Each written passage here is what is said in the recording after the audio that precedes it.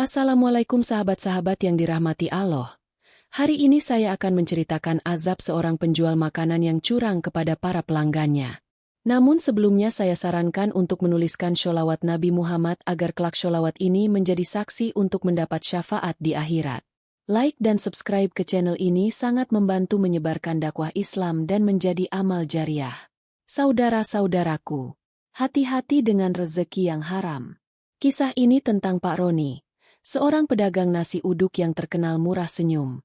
Tapi siapa sangka, di balik senyumnya, tersimpan kelicikan yang akhirnya membawa azab yang mengerikan.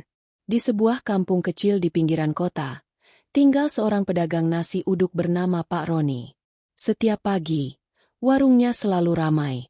Ia dikenal ramah, suka membantu, dan selalu tersenyum. Nasi uduknya enak. Pak Roni, kayak masakan ibu saya. Wah, terima kasih Bu. Namanya juga dagang. Yang penting pelanggan puas.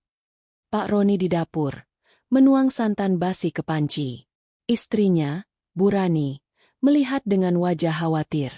Bang, itu santannya sudah bau. Nggak baik dijual begitu. Ah, diam kau. Mana ada orang tahu. Tambahin aja garam dikit. Pasti ketutup baunya. Setiap hari, Pak Roni mencampur santan basi ke masakannya. Ia juga mengurangi lauk, menimbang dengan curang, demi keuntungan besar. Suatu hari seorang pembeli mengeluh sakit perut. Perut saya mules setelah makan nasi uduk kemarin. Apa karena sambalnya ya? Malamnya Pak Roni bermimpi. Mimpi gelap.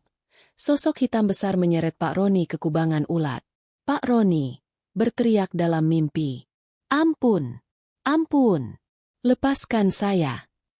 Di malam yang sunyi, Pak Roni bermimpi didatangi sosok hitam tinggi besar, menyeretnya ke lubang berisi darah dan ulat. Esok harinya, Pak Roni tetap jualan. Tiba-tiba, ia pingsan dan jatuh ke meja dagangan. Pembeli kaget. Pak Roni, astagfirullah, panggil warga. Dia jatuh. Terlambat sudah. Ternyata Pak Roni meninggal mendadak. Ketika jenazah Pak Roni dibaringkan di rumah, warga mulai mencium bau tak sedap. Loh, kenapa baru 1 jam tapi mayatnya udah bau busuk begini? Wajahnya, kenapa jadi kehitaman begini? Bu Rani menangis di samping jenazah suaminya. Warga berbisik-bisik. Azab Allah datang nyata. Tidak menunggu lama.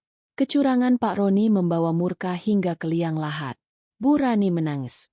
Bang, aku sudah peringatkan, kenapa tidak kau dengar? Sahabat sekalian, dari kisah ini kita belajar bahwa kejujuran adalah fondasi dari rezeki yang berkah. Ketika seseorang mencari keuntungan dengan cara curang, bukan hanya merugikan orang lain, tapi juga mengundang murka Allah Subhanahu wa Ta'ala. Sebagaimana firman Allah dalam surah Al-Baqarah ayat 188. Dan janganlah sebagian kamu memakan harta sebagian yang lain di antara kamu dengan jalan yang batil. Quran Surat Al-Baqarah 188.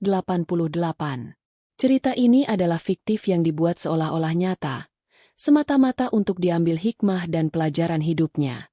Tidak bermaksud menyudutkan pihak manapun. Terima kasih sudah menonton cerita ini sampai akhir. Kalau kalian suka dengan kisah seperti ini, jangan lupa untuk klik like, tinggalkan komentar, dan subscribe channel ini. Dukungan kalian sangat berarti agar kami bisa terus menyajikan kisah penuh makna lainnya. Sampai jumpa di cerita azab berikutnya. Semoga kita semua dijauhkan dari murka Allah dan selalu diberi rezeki yang halal dan berkah.